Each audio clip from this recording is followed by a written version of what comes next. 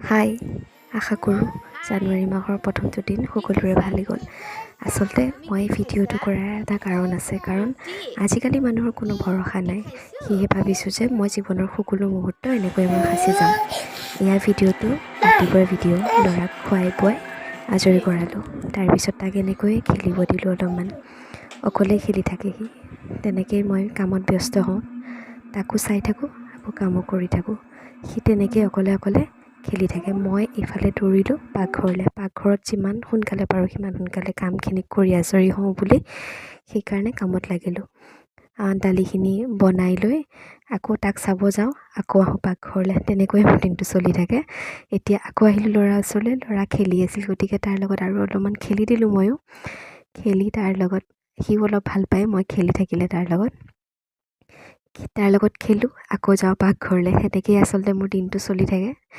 অকলে থাকিলে কষ্টও হয় অলপ, কিন্তু উপায় নাই, কোনো নাই যেতিয়া তেনেকৈ মই কৰিব লাগিব। তাৰপিছত পাকঘৰৰ কামখিনি কৰি মেলি আজৰি হৈ ভাবিলোঁ তাৰ লগত খেলিম মই। সেয়েহে কামখিনি কৰি লৈছোঁ। ভিতৰৰ কাম বন আজৰি কৰি এতিয়া আহিলোঁ বাহিৰলৈ তাৰ লগত অলপমান খেলোঁ বুলি।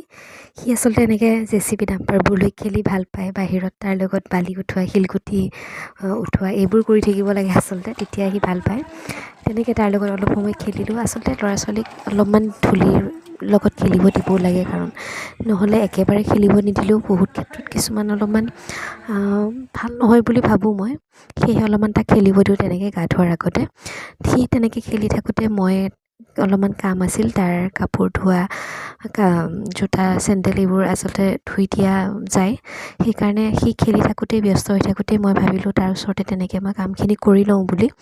সেইকাৰণে কৰি ল'লোঁ কামখিনি। সি খেলি আছে, তাক চাইও আছোঁ মই এইফালে। তেনেকৈ খেলি থাকে। আচলতে সি ল'ৰাটো বেয়াও লাগে, অকলে অকলে খেলি থাকে, কিন্তু আমনিও নাই বাৰু। তেনেকৈ সি থাকে, মোৰ সন্মুখত থাকিলেই হ'ল আৰু তাৰ। সেই কাম বন কৰি আজৰি হৈছোঁ মই লাহেকৈ। তাক এতিয়া গাটো ধুৱাই দিম, গৰম পানী কৰিব দিলোঁ। কৰি উঠি তাক মই গা চা ধুৱাই সেই ৰ'দতে আচলতে গা ধুৱাই দিওঁ, মই খেলিব দিওঁ তেনেকৈ। তাৰপিছত তাক গা পা ধুৱাই মই ভাতকেইটাও খুৱাই লওঁ, কাৰণ আকৌ তাৰ খোৱাৰ সময় হয় তাৰপিছতে। সেইকাৰণে মই মানে সোনকালে ভাবোঁ যে তাক কামখিনি আজৰাই কৰি মেলি তাক খুৱাই ল'ব পাৰিলেও অলপমান মই উশাহ পাওঁ। সেইকাৰণে তাক খুৱাই বোৱাই ল'লোঁ। তাৰপিছতে সি টোপনি যায়, অলপ সময় শুৱে।